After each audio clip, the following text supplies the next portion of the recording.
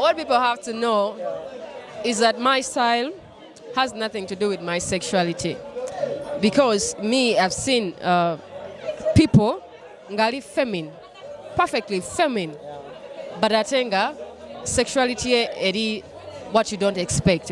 So I just want Ugandans to know that so this is my brand and this is what I stand for. This is my style. Era manjagala banjagaliddeyo kubanga oli anjagalako omubiri tajja kwagala ndongo yange. So kanjagala soko yagala endongo.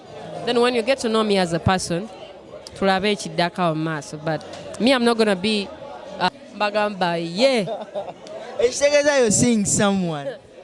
It's not something that I'm so like affirmative about. Also so like so sure about. Yeah. But we're figuring things out. Yeah. Showtime Music presents Azizi live at Serena Hotel Kampala in Strings of Love concert. Saturday 4th November. Entrance is only 150k. Early birds are 100k and a table of 8 goes for 3 million Ugandan shillings. All tickets can be bought at www.quicket.co.ug. Strings of Love concert is powered by Arapex Style Adhesive, Stream Live Avenue, Capital Radio, Climax, Platinum Wellness Spa, Phenon, Galaxy FM and Maestro Studios. Come feel the real love with the king of guitar, Azizi.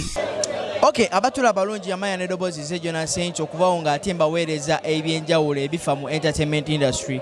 Well, olunaku olwaleero ndine omuyimbi omututumufu ennyo Azawi agenda tuba ate atugamba ku bitwakatagana ne album ye gy'agenda okuba ng'ate ata maaso. Hello Azawi. Hello, hi, how are you? Mr. Day. Bali bulungi babulizeeko ddala. Basaba ne bannyabo bamuyita Azawi era olunaku lwaleero tuli ku Azawi album listening party. Mwebale nnyo kujja sanko for the album egenda fuluma nga mwenda. It's going to be Monday. So yes, ndi happy, ndi excited. I can't wait to see your reaction to the album. Ndi musanyufu overall. Okay, before nga tetuna penetrating into the album, twandyagadde okumanya ku bintu by'ozzoobwa ng'ate okola mu industry eno. Ekyokukola ekivulu erugogo ate right about now tuwulidde nti ate ogenda kuba ate staging ekivulu ku Serena Hotel. How is this? Kino kideterminingibwa abantu ababeera bakuwagira oba it's something else abantu babeera balaba? Ekisookera ddala nekkiririzaamu nnyo. Nekkiririzaamu tiimu gye nkola nayo enzikiririzaamu nnyo. Ekimanyi nti nsobola nabo kimanyi nti basobola. Ffenna tukimanyi tusobola okukikola okitegeera. Okukola ekivulu ku Serena is also another way to promote my album because I'm going to be performing ennyimba eziri ku album. And of course nenkadde nno zikuba zaali bangers nno ziyimba. Kwegamba egenda beera intimate experience. Njagala abantu bajje balabe show nga nzikakkamu nga tewali anti ate ono alemesa ate ono ateddewo embeera. Just sitting down and listening to good music. Yeah. Okay, kino tukitwale nti abantu ab'obuvunaanyizibwa oba ba corporate people tebasobola kubanga ate balaba engeri gy'oyeresamu music ku mulundi guli we wali Kololo. Gana nozanyisa ne ghetto youth agenda kujja. Amanyi ate abantu aba ghetto twagala nnyo music. Tumulumba yonna gyali ate weewunyanga ne ku kivulu bakoze eki bazze okitegeera nga bayiiza oba nga yakubye omuyindi agamba zino sente zenkubye muyindi enda zitwala wani Wazawi ndabe show nnyumirwe okitegeera. But of course abantu abamu mulimu abantu abamu abazasobola kujja mu environment ng'eyo ku Cricket Oval oba Lugogo Grounds nga baagala abantu we banaatuula abantu abamu baagala batuule balabe show.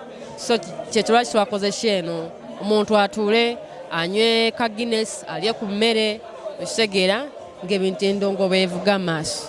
Okay, Azawi twogere ku bulamu bwo bwa bulijjo. Kijja kikyokubanga ate bayimbi banno bo bajja bali dressed mu ngeri ey'enjawulo gamba nti batuukiririza ddala ng'abakyala bwe balina okuba ate gwe nojja ng'oli freestyle mu ngeri yo. Nze njagala ombuulire bawandiikawo etteeka eriraga nti omukyala olina kwambala bwoti nti omusajja olina kwambala mpale. Just ezo culture swazisanga busanzi. Ate no generation eri about changing the stereotype. Ekitegeera changing ebintu abo abantu bebadde ki bamanyidde. But for me, I like this. I like wearing African prints. Njagala kwambala baggy pants nenkuba ne ka sneakers zange. Sijja kulimba. I'm not a person of heels, or maybe because I'm tall, I don't know. But sijjisizambala kuba kuliwo weddings ogendako. Kale nagamba nezaide nkubira ka dress, or you have a nice body. Nyambalirayo ka dress, or nkubirayo ne ka heels. No byambala, okitegera. Ate sintisiza ebiteeteri mbyambala. Ddala mu biseera byange ebiki. Ddala mu biseera byange ebyo ebyeki. Eby'eddembe naye lwakuba eno brand saagala abantu mba confusing. Njagala kuba abanjagaliddeyo mu brand yange eno gye bagamba nti yakigwagwa oba te promoting a feminism. Me, I know I'm a woman. Nze bwenkera ku makya ne neeyambula wanene. N'abakyala abo mulaba bakuba busikimpi oyinza okubuta mutunula nako. Ngolaba akasexy. I have a nice body. Me, I know. I have a nice sexy body. Toned very perfectly. Mama wange yanza nampa kimu kitegeera. But brand yange is about this kind of vibe. Kitegeera. When they're representing and it's very good to have a brand. Kubanga that is how you create your own identity. Kati nze bwe ntuuka wano bw'otulina butulizo omanya nti oyani Azawi. So this is my brand and this is what I stand for. This is my style. Era banjagaliddeyo kubanga oli anjagalako omubiri tajja kwagala ndongo yange. Nsooka njagala osooka oyagala endongo. Then when you get to know me as a person, tulabe ekiddako mu maaso. But me, I'm not going to be something different. Kintu ky'okubanga ati abantu abamu aba batakwagaliza bakutwaliramu kiti ekibi ennyo eky'okubanga ate gwe yo. Could I call it contra entry? What people have to know is that my style has nothing to do with my sexuality. Because me, I've seen people ngali feminine, perfectly feminine, but atenga sexuality eri what you don't expect. So I just want Ugandans to know that one person's style has nothing to do with their sexuality. Just your muntu ya salana gamba, this is the way I behave, this is my style, and it is me, and it has nothing to do with obanti njagala omuntu ono oba njagala omuntu ono. Like they're not like, then it's not connected. Like even scientifically, when you like make research, it's not. Yeah. Azawi, do you have somebody you're dating right about now? And kati bw'oba obadde owuliza music nti heartbreaks zibadde nnyingi okitegeera. But of course I'm trying to see how things go. Tulabe papa ndi ku album so kati nkyalinda ndayo ebintu. Omuntu ono anaaba ali serious, you never know. Nyinza okera ku makya mbagamba ye. Ekitegeeza you're seeing someone.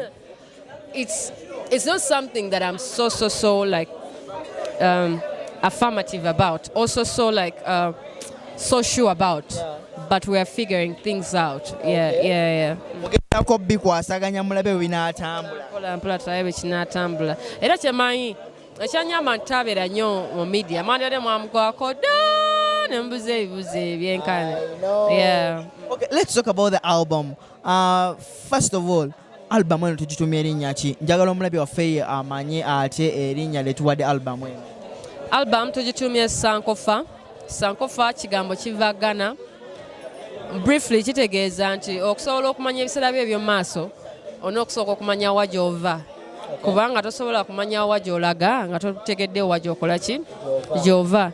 Nze nga zaawedde album eno enkwatira ekigambo ekyo kinkwatako kitya nti nali mbuze. I was lost. I didn't feel like I was that person anymore. So I had to rediscover myself again.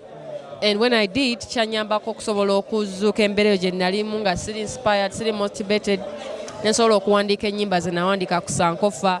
So ennyimba zonna ziri inspired by my past, gye nvudde wange okutuuka waneeno. Yeah. The album is comprising of how many songs so far? There are 16 tracks. Ennyimba 16. Okay. They are based on what? Tulaba bali abakola album nga their songs are based on love, truth, oba ekintu ekirala kyonna. Gwezo zili based on what specifically or any other? Njogera ku bintu ebyenjawulo, njogera ku love, njogera ku bintu ebibeera mu love, ng'okudatinga abantu nga temuli sure muli muzannyo, n'odatinga omuntu nga bamutwala dda, nenjogera ku mwenge, nenjogera ku ssente, nenjogera kubanga wekirizaamu nti oli champion tokkiriza feria nenjogera ku Katonda lulwimbo olusembayo njogera Katonda nti oba olina Katonda ku side yo tewaisobola kulemerera. So yeah, it's a bunch of so many things that I'm talking about. Yeah. All right. Tulabe nyo ba artists abasinga nga they came up with albums naye nga their comeback ezibuwaddemuko olw'ensonga nti album eyo ba weetaaga okugiwa abawuliriza bo baba bafaani bo okugiwuliriza for some time and they pick a meaning out of it. How will you find this oba how have you found this okuba nti previously watayo ne album endala? Engeri gye tannafuluma kubeerako mu bantu, I can't give like a concrete or conclusive comment right now.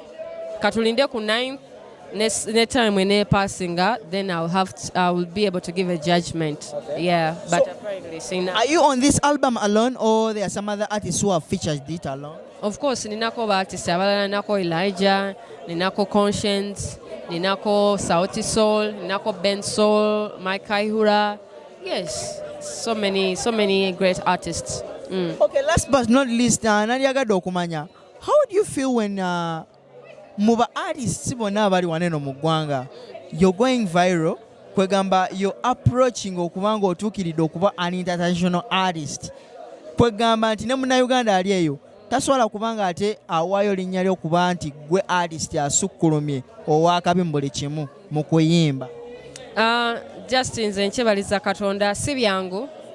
Actually nange kyenkola kati ndi mugezaako bugeza. I can't guarantee you nti I'm gonna blow up on the continent and be this person yali all over the world.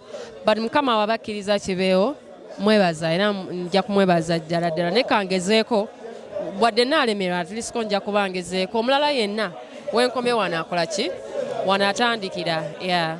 Okay, final remarks to the people watching us. Abantu it's Vibes TV Uganda. Vibes TV. But basaba ne banyaba bala Vibes TV Uganda, Star TV. Mbebaza nnyo okwagala Azawi, okwagira music, Ugandan music. Thank you so much guys. Omukwano gwammwe ne support yammwe mbyebaza. I don't take it for granted. Era njagala okubajjukiza nga 2 October ngina beera live wali eri ku Serena mbasaba mujje mbungi. Ticket ya $15,000 kati tebo ya $3,000,000 but ku lunaku olwo ticket bw'ogigula ku lunaku ejja kuba ya $2,000. Ticket tuzitunda physical, ticket zonna ziri online. Genda ku the link in my bio ku my social media pages oginyigeko egenda kulaga wa gy'olaga mu mitendera gyonna ogule ticket. Album egenda fuluma nga 9 October egenda beera Independence. Mbalindiridde, mbagala nnyo, musule bulungi, akuume. Okay, thank you so much. Noza muwulirireko abadde Azawi. Mugende maaso n'okubanga ate mu streaminga live ku platforms zonna okubanga ate mufuna album eno. It's your boy Jonah Saints. I sign out.